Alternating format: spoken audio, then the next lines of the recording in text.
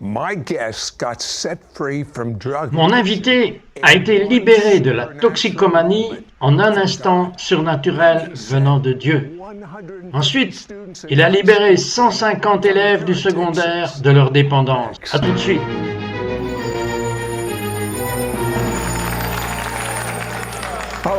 Bonjour, Citrotte ici avec Corel Russell.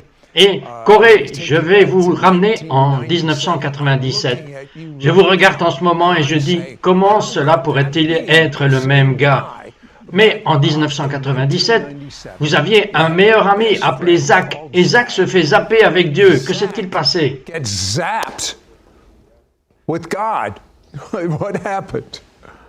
C'était une expérience folle, cite mon ami Zach a vécu avec moi environ 4 mois. Nous étions profondément dans la drogue, l'alcool, l'esprit de cette époque. Et Zach, vers novembre 96, a traversé une saison d'environ 4 mois où il a juste arrêté de parler. Il a perdu la tête. C'était bizarre de ne pas savoir ce qui lui était arrivé.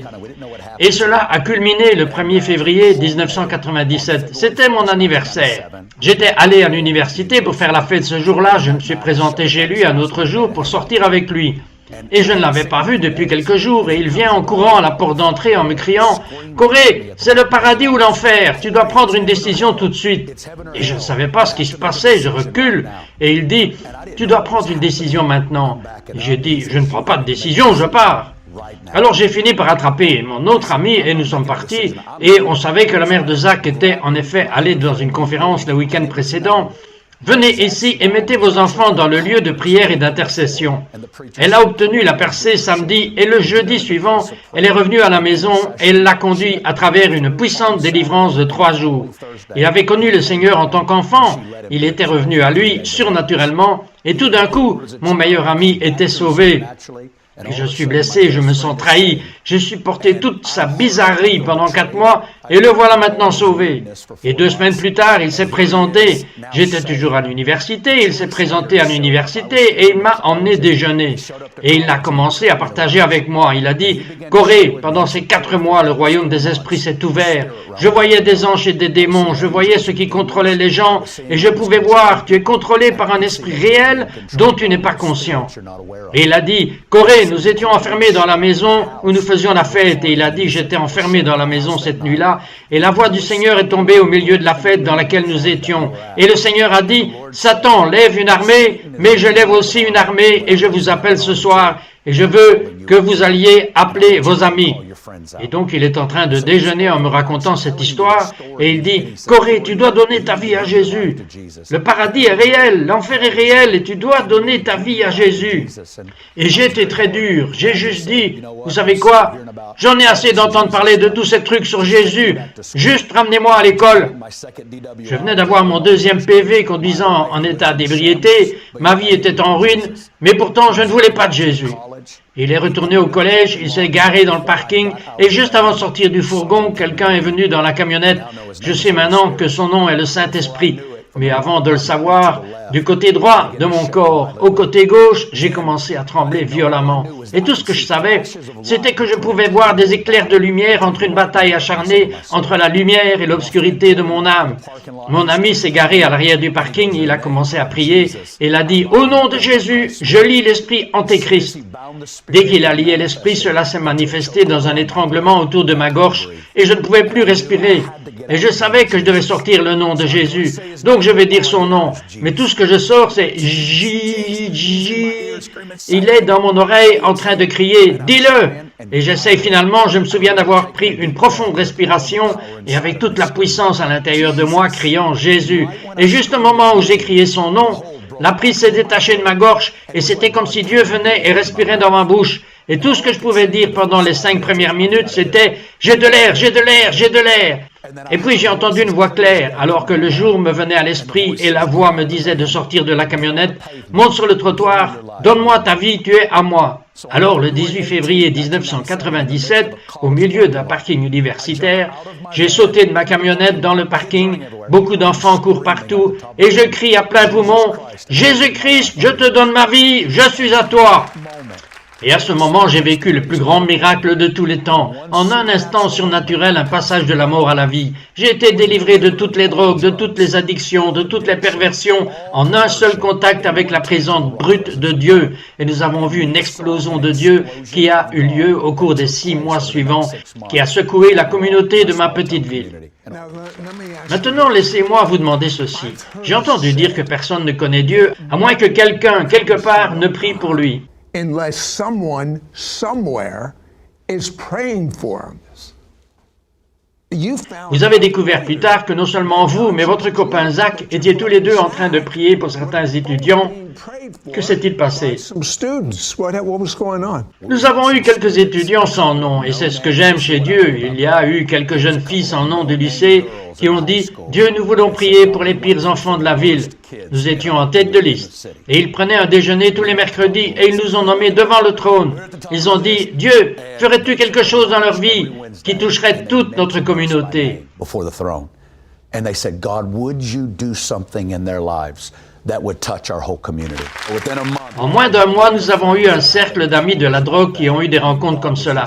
Je veux dire que Dieu les frappait l'un après l'autre. J'ai conduit mon frère au Seigneur qui était encore au lycée et ce que nous avons commencé à voir arriver était un effet boule de neige, un témoignage après l'autre. Une église locale a commencé à accueillir un mouvement de Dieu et nous sommes entrés dans une saison de 5 réunions par semaine jusqu'à 3 heures du matin au cours des 6 prochains mois. La moitié du lycée serait soit rétrogradée, rentrée à la maison ou de nouveau convertie, viendrait à Jésus et nous avons vu une explosion dans notre petite ville.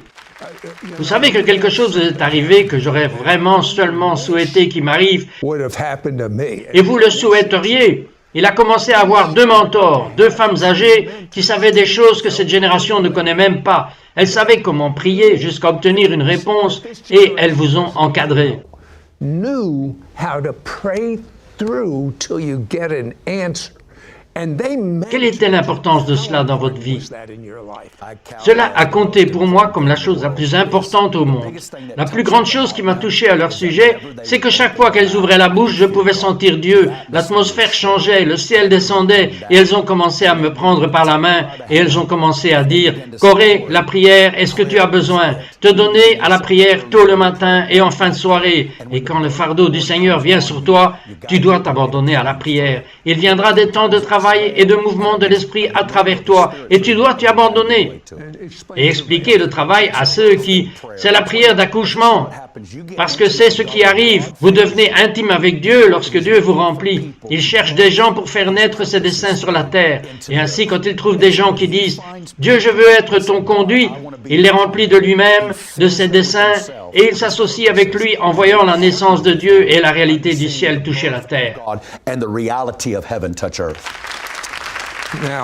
Maintenant, vous avez dit autre chose que de toutes les choses que vous avez dites, c'est celle qui me tenait vraiment à cœur. Vous avez dit que le ministère public de Jésus est le résultat de sa vie de prière privée. Pouvons-nous le retourner? Pourrions-nous dire, s'il n'avait pas eu la vie de prière privée, aurait-il eu aussi un grand ministère public? Could we flip it? Could we say, if he didn't have the private prayer life, would he have had as great a public ministry? Je ne crois pas. Et c'est ce qui me bouleverse. Les disciples étaient avec Jésus pendant 3 ans et demi. Ils étaient à chaque service de réveil. Je veux dire, pensez à cela. Vous êtes dans chaque service de réveil, vous entendez chaque message, vous êtes témoin de chaque miracle, vous voyez chaque délivrance, vous êtes témoin de chaque mort, levant les yeux, ouvrant tout, et ensuite ils auraient des conversations au feu de camp avec Jésus. Jésus a dit, si tout ce que Jésus a dit est fait, était écrit dans les livres, il ne serait pas assez grand pour le contenir. Et pourtant, nous ne voyons pas une seule fois où ils ont dit, apprends-nous à prêcher, apprends-nous à guérir, apprends-nous à délivrer. Ils disent, Jésus, nous t'avons observé, nous voulons ta vie de prière, prends-nous par la main et apprends-nous à prier. Et je m'y consacre depuis plus de 20 ans.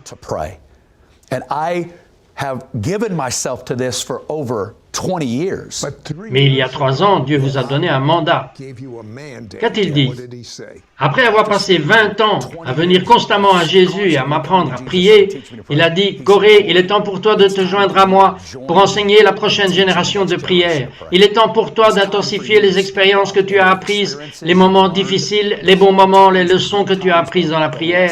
Prends une génération par la main et apporte-la à la salle du trône pour me rencontrer. » Et je crois que nos vies de prière sont si faibles, si impuissantes et si basses. C'est parce que nous avons transformé la prière en quelque chose qui nous aide simplement, alors que la prière consiste principalement à rencontrer Dieu. Et ensuite, à partir de ce lieu céleste, nous libérons le royaume des cieux sur la terre. Him, and then from that heavenly place, we release the kingdom of heaven into the earth. Comment on this? Venons à ce sujet. Qu'en est-il de quelqu'un qui dit qu'il y a des gens comme Corey qui prient? Corey, that Combien d'heures par jour et pendant combien d'années? 30 plus hours. 30 heures et plus pendant 20 ans, 30 heures par semaine. that's your life. C'est votre appel, c'est votre vie, mais pour moi j'ai un travail, j'ai une famille, j'ai mes hobbies, j'ai mes sports, je n'ai pas le temps de faire cela, ce n'est pas pour moi, je ne suis pas censé faire cela. Que diriez-vous? Time to do that. It's not for me. I'm not supposed to do that. What would you say? Je dirais que vous prenez du temps pour les choses qui vous intéressent, et nous sommes un peuple fier. Nous sommes un peuple autosuffisant. Nous vivons nos vies et nos forces et nos prières sont une déclaration d'humilité. J'ai besoin de toi, Dieu, à chaque instant de réveil. J'ai besoin de toi pour l'air que je respire. J'ai besoin de toi, Dieu, et si je ne me connecte pas avec toi, je ne peux pas vivre. Donc je crois que nous allons voir la prière surgir lorsque les gens s'entendront dire « J'ai besoin de Dieu tout le temps ». Et quand les gens veulent se frayer un chemin, ils le feront. Dites-vous que quand nous reviendrons, vous allez découvrir une visite que Corée avait faite. Ils sont venus sur lui et pendant des heures, il était avec Dieu et lui ont donné une capacité surnaturelle que je vais vous dire quand nous reviendrons. Ne partez pas. With God, and he was given some supernatural ability that I'm going to have him impart to you when we come back. Don't go away.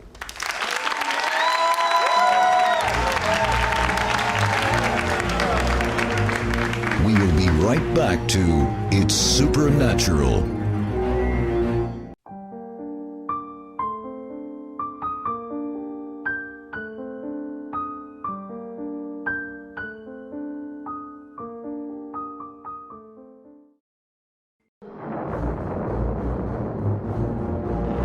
We now return to It's Supernatural.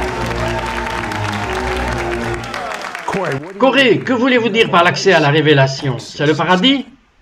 Oui, quand vous le voyez, quand l'esprit de révélation, il y a une prière dans 1 Éphésiens, Paul prie pour que le Père de gloire vous donne l'esprit de révélation dans la connaissance de lui, et que les yeux de votre cœur s'ouvriraient.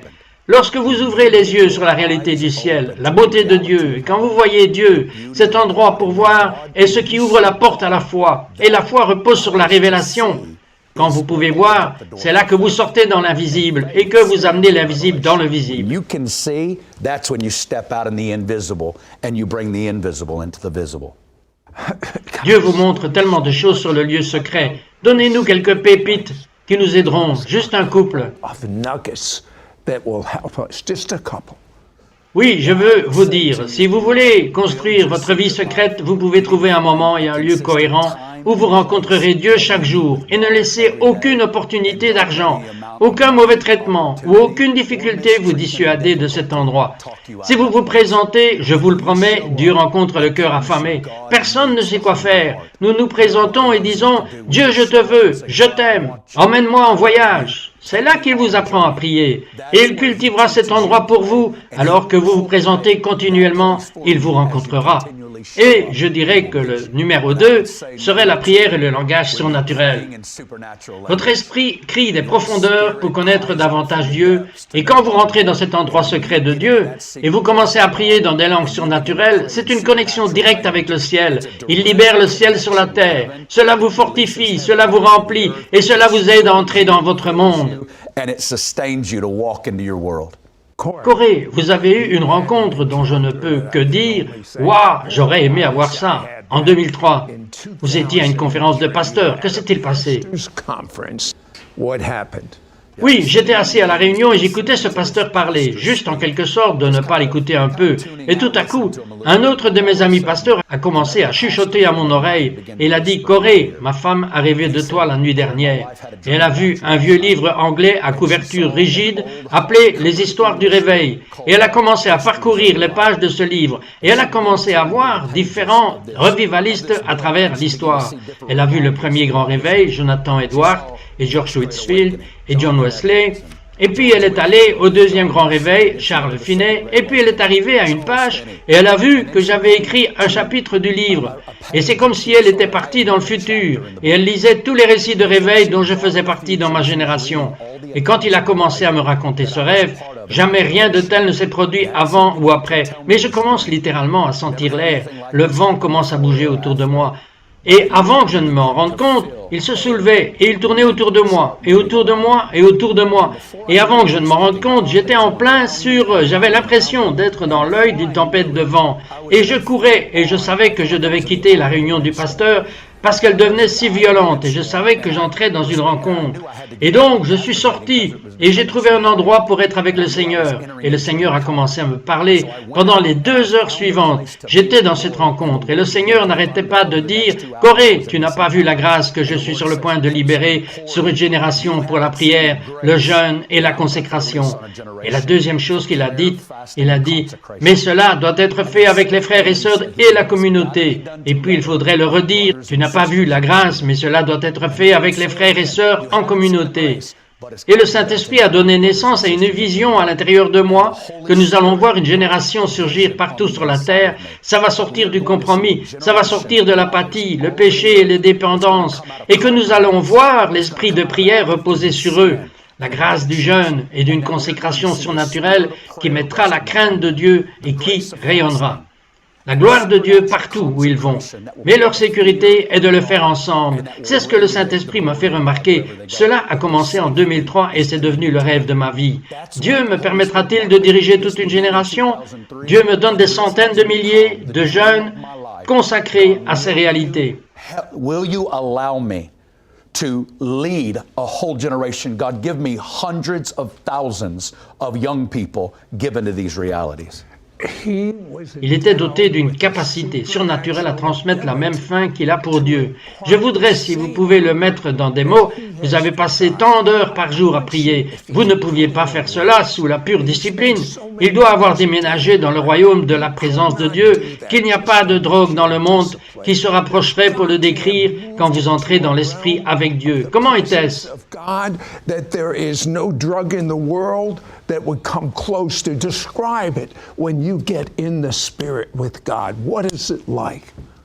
C'est le but de mon existence. Je suis à la maison, c'est là que j'appartiens. C'est à la maison avec lui, marchant avec lui, étant avec lui, le regardant, l'entendant. Il est la récompense. Il n'est pas un escabeau vers mon destin, il est mon destin. Il n'est pas un moyen pour ma fin, il est ma fin. Et marchant avec lui comme Enoch l'a fait, marchant avec lui comme Noé l'a fait, marchant avec lui comme Jésus l'a fait, c'est le but de mon existence. Et je ne peux pas en avoir assez. C'est là que je veux vivre tous mes jours. And I cannot get enough of it. This is where I want to live all my days. Ok, j'ai besoin que vous priez pour tout le monde maintenant. J'ai besoin que vous priez pour qu'il y ait des esclavages qui empêchent les gens de faire ce que vous dites, qu'ils peuvent, mais ils ne le font pas, mais ils le veulent. Maintenant, je vous promets, vous obtenez son matériel. Il y a une onction sur ce qu'il fait, cela vient du ciel. Mais il n'enseigne pas seulement la théorie, il enseigne ce qu'il a vécu. Je veux que vous priez pour les gens maintenant. It comes from heaven, but he's not just teaching theory, he's teaching what he has experienced. I want you to pray for people right now.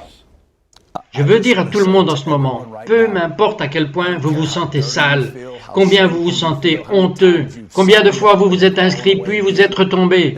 Il y a une invitation pour vous de marcher dans ce domaine. C'est pourquoi Dieu vous a rencontré, c'est pour cela qu'il vous a appelé. Et je veux juste que vous ouvriez la main. Dieu, je prie maintenant.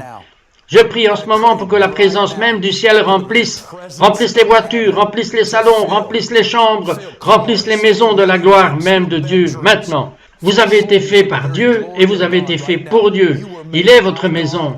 Il est votre réalité. Je brise le pouvoir de la honte. Je brise le pouvoir des mensonges. Je brise le pouvoir d'accusation. Je brise le pouvoir des esprits tourmentants.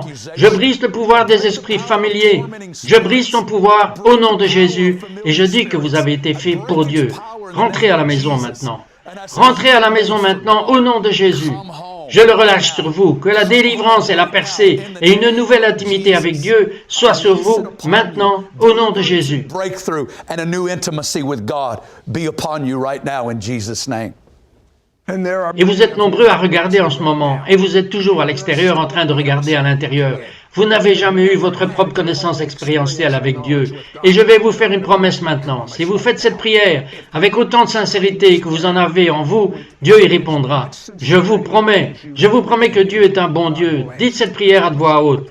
Peu m'importe où vous êtes, que vous soyez dans le parking comme Corée l'était, ou si vous êtes dans un bar en train de regarder ceci, ou une chambre d'hôtel, ou votre salon, où que vous soyez. room or your living room or wherever you are. Say Dites cela à haute voix. Mon Dieu, répétez avec moi. Mon Dieu, j'ai mal fait.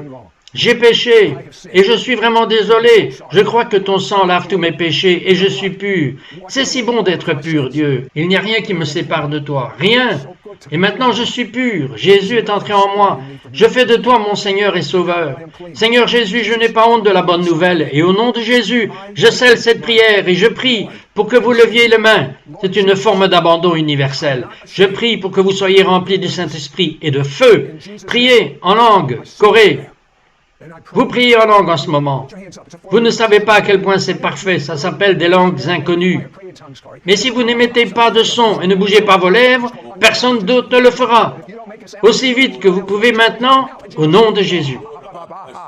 Oh, yeah.